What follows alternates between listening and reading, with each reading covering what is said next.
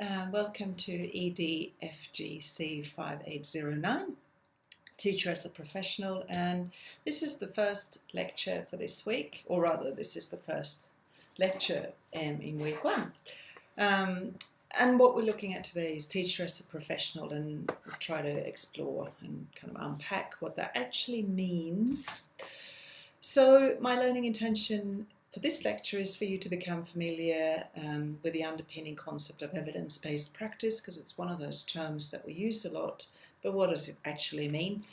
And we're going to relate that in the context of professional standards for teachers. And what I hope that, or what you should be able to do by the end of this, is to relate the concept of evidence-based practice to your own teaching. So what do I mean by professional? Well, I had a bit of a look at the Oxford Dictionary, and we can look at it both as an adjective, so belonging, relating to or belonging to a particular profession, i.e. teaching. It could also have a value dimension, being worthy or appropriate to that professional person, that someone is competent and skillful and has a lot of expertise. It can also be that they're engaged in specific activities. That is obviously their main occupation. If we look at it as a noun, we look at the professional as someone who's engaged or qualified in a profession, i.e. hold a teaching degree, and also someone who's, or it could be also someone who's engaged in a specific or a specified activity, a sport or whatever. And not, again, there's a value dimension here as a professional being a person that's competent or skilled in a particular activity.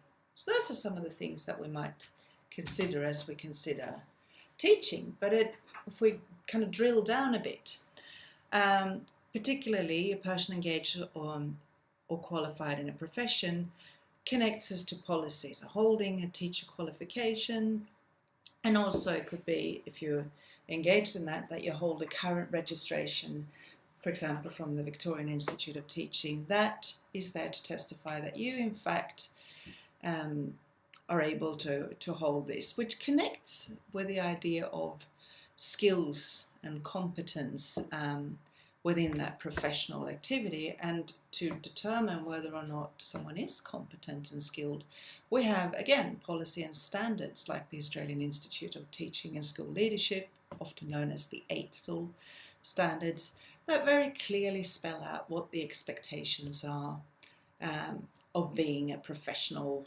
and the different degrees of professionalism, if you like, depending on where you are in the different career stages of teaching within the context of schools. Evans, which is one of your readings for this week, highlights that the concept of professionalism for teachers is constantly changing, because, let's face it, society is changing, so it's being redefined to serve different interests.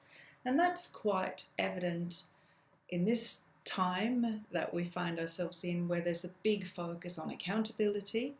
And in that respect, professionalism in teaching is very much framed by external parameters, again, like the AITSL standards, the expectations of what you're supposed to do, and the idea that you can measure things, which frame both the remits and responsibilities that are imposed on teachers collectively. And an example of that is certainly if you go onto the AITSL, or the Australian Institute of Teaching and School Leadership website, and I've got a little link down there below, which quite clearly mirror this idea of both accountability and really quite explicit standards. We've got the Australian Professional Standards for Teachers, which I'm going to unpack shortly, and certainly that you were expected to have had a good browse of.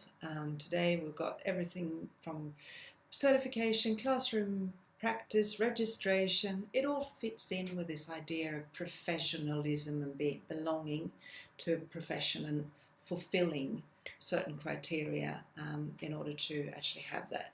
We've got evidence for certification. If we look at the resources, lots of things that you can tap into in respect to building that portfolio, really, that generates evidence of your professionalism, and that taps in as well into what you're actually doing. I'm just going to check and have a look at my sheets. where you're looking at your positioning statement and your professional portfolio, which is your assessment 3 task. Connect back to this. This is where you're unpacking some of that evidence that you're collecting as part of this course. The EITSL standards has also got a number of tools for teachers to reflect, which is quite handy since we're looking at teachers reflecting, and that's one of the things you're doing when you're unpacking your critical incident, where you're reflecting on your practice and what made you kind of have this aha moment. You got tools like the Standards app, which was recently launched, or should have been launched according to an EITSL announcement. You got the Teachers Toolkit, and there's a whole reflection on practice tool, which I encourage you to explore as part of this week's activities. So if we then look at the teaching or the EITSL standards, they're divided into 3 domains, which consist of professional knowledge, professional practice, and professional engagement. And they're also separated in different career stages. So you've got the graduate teacher, which is what you're looking at first and foremost. You've got the proficient teacher, someone who's been out there and generated even more evidence to show that they match the descriptors of that criteria of a proficient teacher. You've got highly accomplished teachers, and then you've got the lead teachers as well. And then there's an organisation of the standards within these domains. So within professional knowledge, you've got the standards of knowing students and how they learn, which then is in turn separated into the different career stages. So they're different, just like you have a rubric of your assessment, they're different levels of achievement depending on how advanced you are in your career, really. You've also got the standard of knowing the content and how to teach it, which is quite broad. It connects to a lot of different aspects. And again, this is something for you to unpack, and you would have read the descriptors. You've got some pretty handy little links there as well that you can click on for the slides that takes you directly to the EITSL website. You also have professional practice, which is referring to how you plan and implement effective teaching and learning, and that's one of the things we're going to look at this week. And create and maintain supportive and safe environments for your students, and assess and provide feedback and report on student learning. In addition, you've got the 3rd domain of professional engagement, where you engage in professional learning and you engage professionally with colleagues, parents and carers in the community. So there are things like communication, which are key considerations in that regard. Evans also, again, referring back to that reading you got, also refers to the official norms and the behaviour codes that are imposed, if you like, on teaching versus the real enacted daily practices of teaching. And again, these EITSL standards are quite handy in this respect, because they actually give you illustrations of what it might look like. What do these official norms and behaviour codes actually manifest themselves as in respect to practice? And you've got illustrations. You can click on the little video clip and it unpacks the illustration. It's got a little blurb to annotate what is actually being demonstrated here. And I would encourage you to keep those approaches in mind as you start reflecting on your own practice as part of this course, and as you start to gather evidence of your professionalism as a teacher. It's also something you can connect into respect to your own folder, so you can start gathering evidence of how you meet this. And this is just an example. They also have little discussion questions, which are good because they prompt your reflection. So that's something, again, that I encourage you to have a look at. But we're pretty lucky, in fact, with the EITSL framework, because it is quite explicit and it's pretty descriptive, and it unpacks it quite nicely, which is good. So it's not so airy-fairy for us.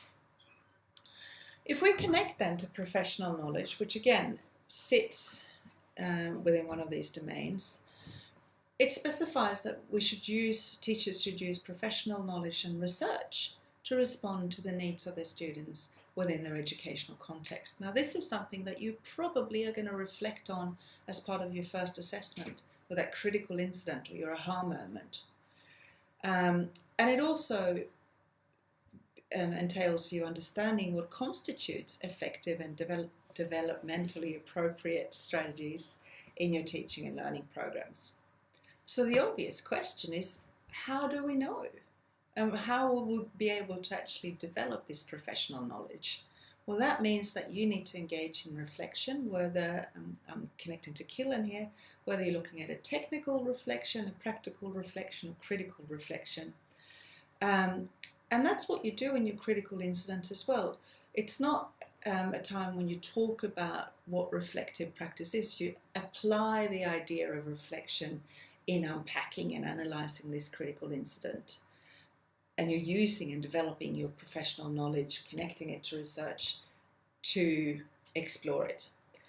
And it also suggests that we need evidence-based approaches in respect to using our professional knowledge. And the evidence-based approaches obviously connect with research, because whether it's our own reflection and our own research as practitioners of our practice, or whether we're looking at findings generated by other researchers to help us unpack that.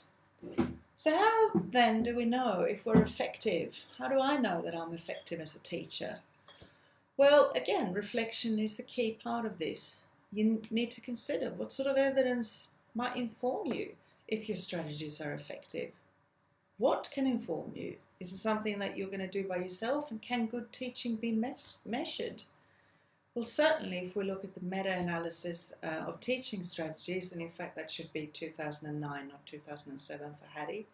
I'll fix that when I upload the slides, but just so you know. Certainly there's an indication that yes, to a degree, good teaching can be measured. And that is where the concept of effect size comes in, which I'm going to unpack shortly. I don't know if you're familiar with it just yet, but you're about to become familiar with it. Effect size it's a statistical term which is actually determined by the standard deviation, which is a maths thing that you may or may not remember, and the means, i.e. the average of a result. So it means that you've collected data, you've collected evidence that has been measured. Now, this means that if we see a D, and D is the indication of an effect size, we know that two groups means differ by one standard deviation. That's what that D stands for. And a D of 0.5 tells us that two groups means differ by half of a standard deviation, and so on. Now, there was a statistician who was really influential called Cohen, and he suggested that a D, i.e. an 0.2 standard deviation, is considered to be quite a small effect size. And the small is important because we're going to relate this to a teaching context shortly. 0.5 represents a medium effect size, and 0.8 constitutes a large effect size. Now that is just in respect to statistics. So when you look at research and that you see those little squiggly Ds, because they should be in italics, that gives you an indication of how strong the result was, how effective something was, because often this has been some sort of experiment where they might have had control groups and so forth. Now John Hattie, who accidentally is one of the people on the board of the EITSL, or of the ACARA, and has been really involved with the EITSL standards. Again, that should be 2009. He found that the average of more than 800 meta-analyses, that means that he tapped into research, a huge number of research that actually involved 240 million students if we added them all together. Obviously, he didn't conduct all this research, but he looked at the literature, he looked at all these studies, and he found that on average, an effect size for teaching is 40 or 0.40, which means what this all kind of fits in, that within a year a student's progress should have an effect size of 0.40. So if a teaching strategy is found to have a higher effect size and really kind of push students further, so you probably know from your own schooling, in some years you learned a lot more from certain teachers than others, and if you're a parent you will also have noticed that some teachers really have a big impact, and the kid seems to be progressing a lot more during that year than they might with another teacher. Well, that teacher probably had a much used strategies that were highly effective, and they were confident and on the ball themselves, which is where this idea of effect sizes fit in.